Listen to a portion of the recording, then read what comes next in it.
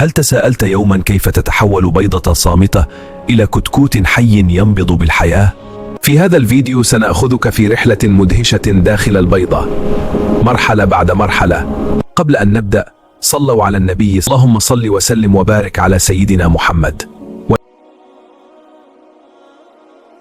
استكشفوا معنا عالما من الأسرار والمعرفة.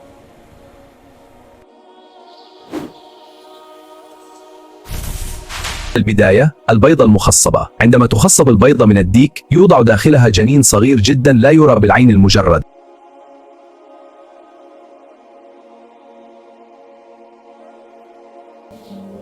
تحتاج البيضة إلى حرارة ثابتة حوالي 37 إلى 38 درجة مئوية، سواء من الدجاجة الحاضنة أو من الفقاس. يبدأ الجنين بالتكون، يظهر الرأس والعمود الفقري، ويبدأ القلب بالخفقان.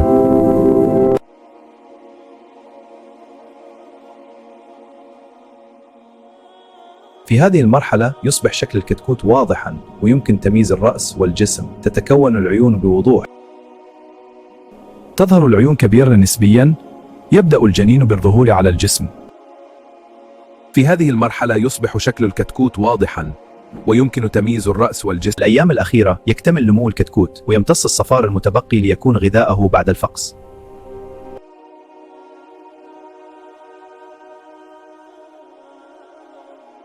في اليوم 21 تقريبا يبدأ الكتكوت بكسر القشرة بمنقاره الصغير، ويخرج إلى الحياة بإذن الله.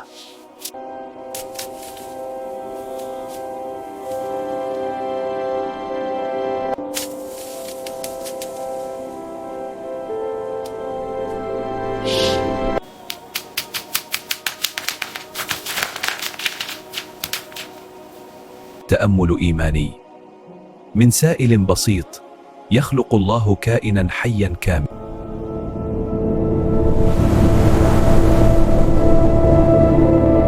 اشتراكك في القناة ليس مجرد زر، بل دعم لاستمرار المحتوى الهادف، فكن جزءا منا.